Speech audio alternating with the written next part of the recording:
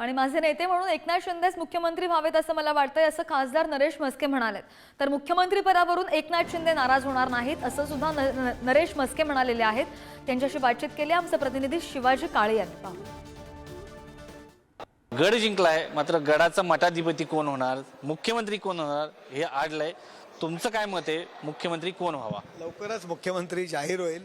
आता तुम्ही माझं मत जर मागणार असाल तर मला असं वाटतं माझा नेता मुख्यमंत्री व्हावा। एकनाथ शिंदे साहेब माझे नेते आहेत, ते मुख्यमंत्री व्हावा। मी त्या पक्षाचा कार्यकर्ता आहे, पण तशाच पद्धतीने भारतीय जनता पार्टीला सुद्धा वाटतं त्यांचा नेता मुख्यमंत्री व्हावा। अजितदादांच्या पक्षातील कार्यकर्त्यांना सुद्धा वाटतं की त्यांचा नेता मुख्यमंत्री व्हावा, परंतु महायुतीचे नेते मुख्यमंत्री होतील यात कुठल्याही प्रकारची शंका नाही।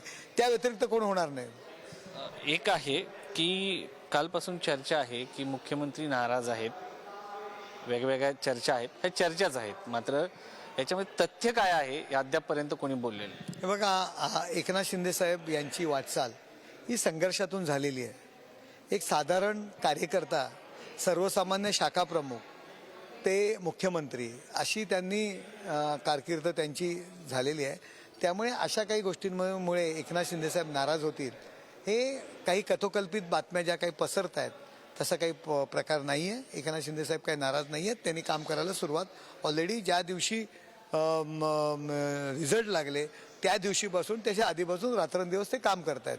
त्याचबरोबर एवढं मोठं बहुमत स्वतःकडे असताना भाजप आपलं मुख्यमंत्रीपद हे दुसऱ्याला देणार का, हा सगळ्यात मोठा प्रश्न या निमित्ताने उपस्थित होतो। कॅमेरामॅन अनिलसह शिवाजी काळे, पुढारी न्यूज, दिल्ली।